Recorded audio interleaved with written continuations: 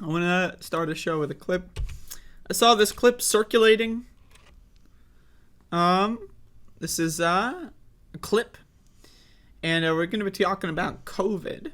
But anyway, I saw a clip from the Mehdi Hassan show, posted on Twitter.com, talking to a doctor and discussing polling and discussing why Americans don't give a fuck about COVID. So I figure, I could just talk about the poll, but it's a good clip, and it covers a lot of the things that I like to talk about, including long COVID. So I want to play this clip, and then I'll pause when necessary. So let me make sure the volume is okay here. How do you reconcile the recent NBC News poll result that found just 1% of voters cite the coronavirus as the top issue facing the country with the... So just real quick, in March, the poll was like, there was a poll that was done. There was like 18% of Americans think that COVID is, quote, a big deal or somewhat of a big deal or something like that. And now, like, this poll is slightly different. Like, what is your number one issue? For me, the number one issue right now, to be honest with you, is COVID. It affects my daily life every single day. I don't want to get sick. I refuse. In fact, I refuse to get sick. I refuse to destroy my body. And as a result, I'm not going outside. So for me, I'm part of the 1% of Americans that cares about my physical health. Right, so anyway, throwing that out there. The fact that more than 3,000 Americans are still dying from COVID every week. Is that the fault of the media's disinterest in COVID now? Is that the Biden administration's complacency on this issue? Or just the presence of widely available vaccines has meant that people just want to move on? I think it's mostly exhaustion. After 2.5 years, people really do want to move on. And it is a different pandemic than it was a year ago. And I have to say, Mehdi, when I look at that list of other competing priorities, they're all pretty hot button to me. I mean, you can understand why the threat to democracy would be something people are other is above the coronavirus. Even other is above the coronavirus. Yeah, other should not be. I would say, it still is a threat. I think people are looking at the incidence of severe infection and making an appropriate assessment that if you're fully vaccinated, by which I mean you've had 4 shots, and in a month or so, I would say it means you've had 5 shots, you've had the new shot, your chance of getting super sick and dying is very, very low. We're actually lower than the flu. But I still don't want to get it, and the main reason is the data we see on long COVID is very concerning. Not just the chances that you're going to feel crummy a couple of months from now, which is a real number, but the chances that you're elevating your risk of a long-term risk of a heart attack or a stroke or diabetes or dementia. So again, I have been talking about this. I refuse to get COVID. It's a decision I made in March of 2020. I refuse. I'm not going to get it. And so what that means is I don't leave the house. I just don't. I go to the grocery store. Sometimes I'll pop in the liquor store, But that's pretty much it. Maybe I'll go grab a book at the bookstore. But I refuse to get coronavirus. I am not going to the movie theaters. I am not going to concerts. I'm not seeing any of my favorite bands that are on tour.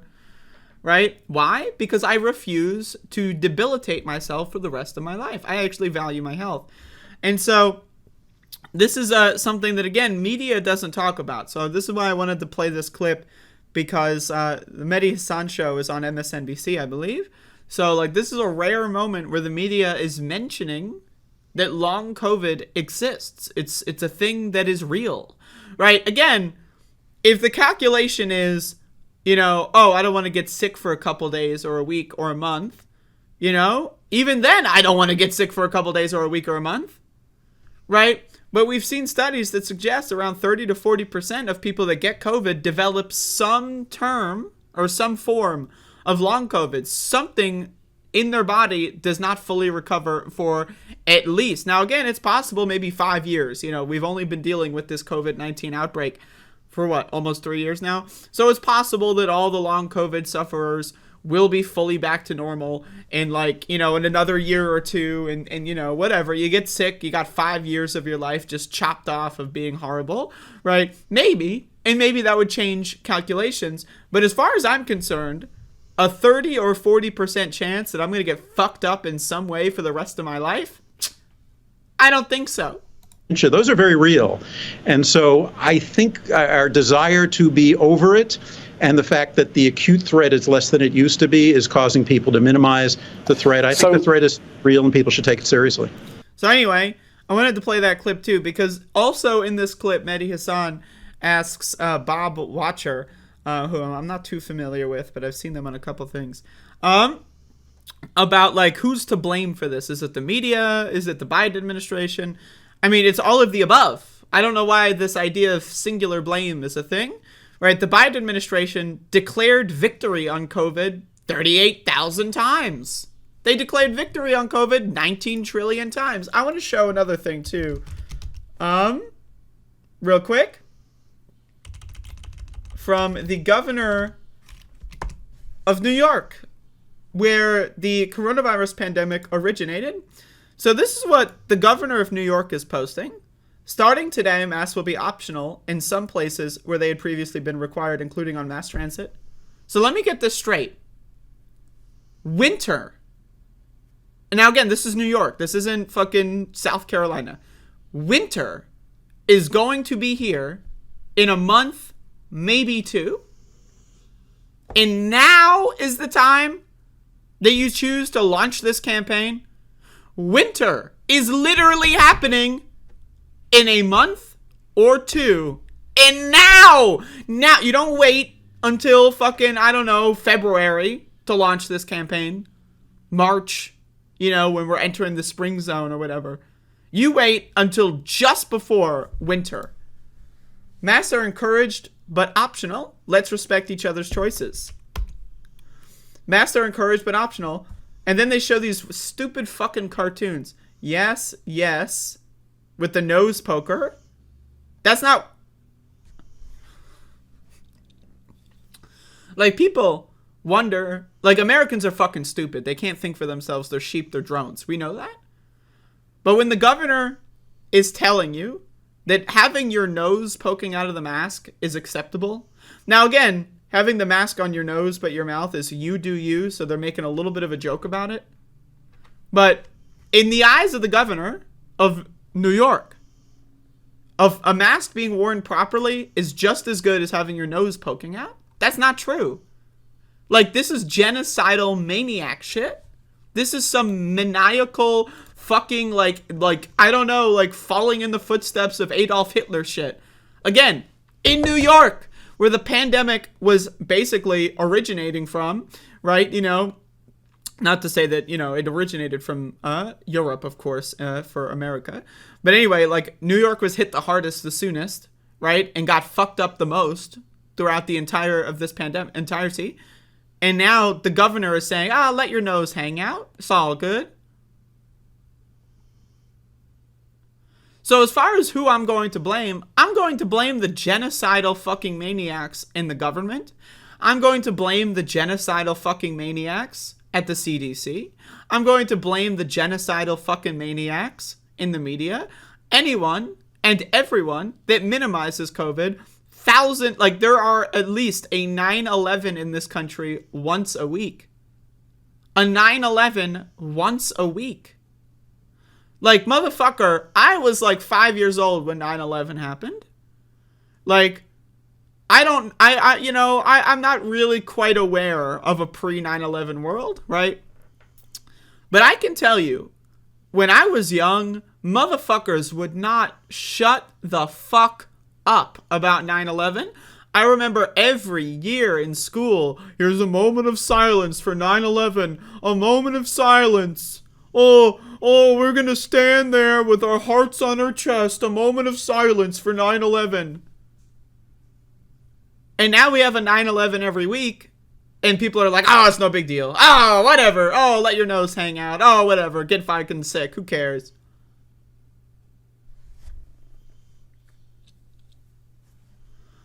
This idea, respectability politics... I disagree with respectability politics.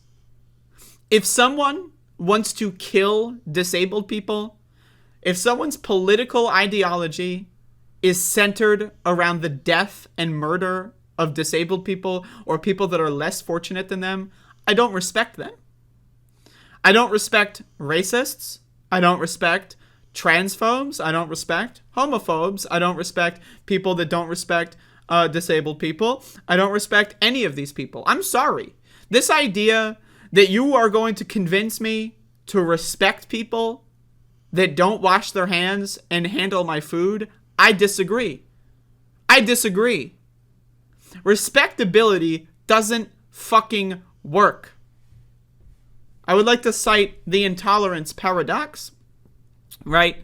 You cannot tolerate intolerance because if intolerance is tolerated, then guess what? We do not live in a tolerant society because intolerant people will step on the tolerant people every time. And so therefore, if you are a tolerant person, you by definition cannot tolerate intolerance.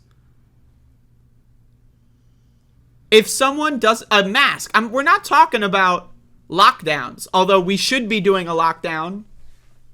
We should have done a lockdown many, many years ago, but I'm not even we're talking about masking.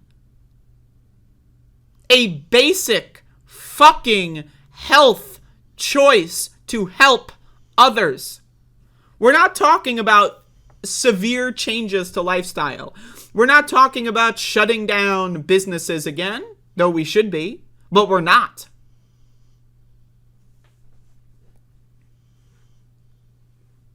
We're talking about wearing a mask so that my grandma doesn't fucking get sick and die. We're talking about wearing a mask so that one of my family members who's immunocompromised doesn't get sick and die. We're talking about wearing a mask so that doctors and nurses and healthcare workers don't get PTSD from dealing with 3,000 fucking deaths every fucking week. That's what we're talking about.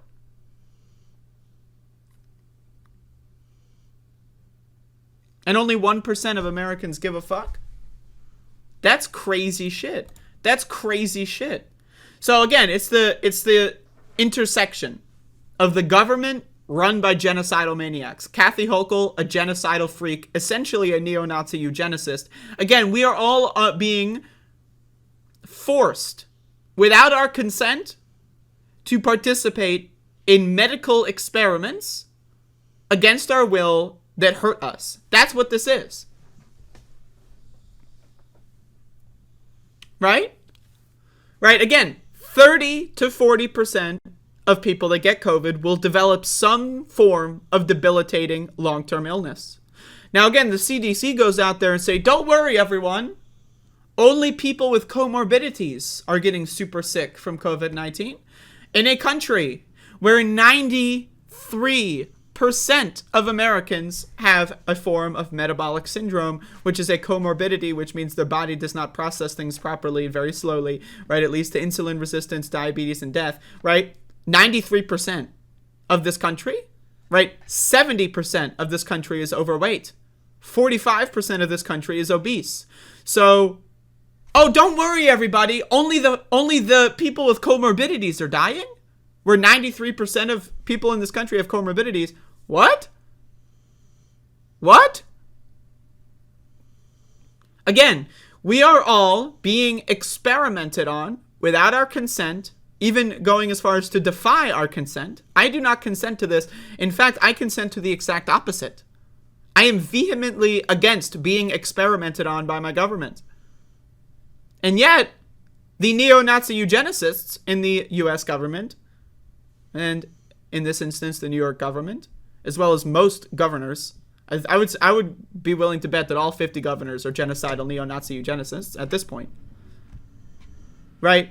They care more about their donors than they do about your health. They care more about looking good on TV than they care about your health. They care more about getting votes in the next election than they care about your health. They are not working for you. They're working against you.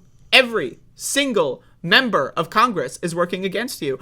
Every single governor in this country is working against you. The president is working against you. The media, they're all throwing you into a science experiment, a medical experiment against your will. Now again, I'm sorry if people get triggered. Oh, are you calling Joe Biden a Nazi? Yeah. Are you calling Kathy Hochul a Nazi? Yeah. Are you calling, what's the fucking CDC bitch, like Rochelle Walensky a Nazi? Yeah, they are Nazis. They are forcing us to participate in medical experiments against our will that have the disproportionate amounts of death and suffering on elderly, disabled people, immunocompromised people, right? Now, again, also people of color that are more often to be working in service industry jobs, that are more often to be facing more people. White people are more often going to be in higher tier jobs, maybe things where they can work from home, etc. So they're less likely to be killed or get sick from this disease. Though, again, white people are not being protected really at all either. Again, I don't know what other word could describe how the government and the media has handled this coronavirus pandemic other than genocidal, other than eugenics, other than neo-Nazi. This is a neo-Nazi government. I don't know what to tell you. I really don't. And I don't want to equivocate that Democrats are just as bad as Republicans. Republicans have a very, very fervent neo-Nazi ideology. That is the core part of their ideology. Whereas Democrats, they're just casual neo-Nazis. They care more about money and self-interest and fame and legacy than they care about you at all, right? The Republicans, they actively want to kill you. Democrats, they're just going to facilitate your death for money. It's slightly different, but not that different, really. That being said, of course, voting for Republicans would be fucking stupid. But again, this fucking shit is insane. It's insane. Our government has been captured by eugenicists. Seriously. I mean, I don't know what else to tell you. And if you think I'm overreacting, have fun getting sick for the rest of your life. 80% of kids, 80% of people under the age of 18 in this country have been infected with COVID-19 at least one time. We have destroyed an entire generation of people. Under 18s in this country, they are going to be permanently disabled. A good chunk of them are going to be permanently disabled. And you don't think that they're going to take out that frustration on the rest of the world? You don't think that young people that get sick because the government forced them into prisons, aka schools, to be packed in like sardines around a bunch of stupid motherfuckers and forced to get COVID? Again, it's a medical experiment that destroys you and your immune system and your body, and you did not consent to it. And guess what? If you don't want to go to school, a truant officer is going to show up to your house and drag you to school. You're forced. It's a prison. You don't think an entire generation that got experimented on, millions and millions, dozens of millions of people, of kids, you don't think that they're going to fucking be angry about this?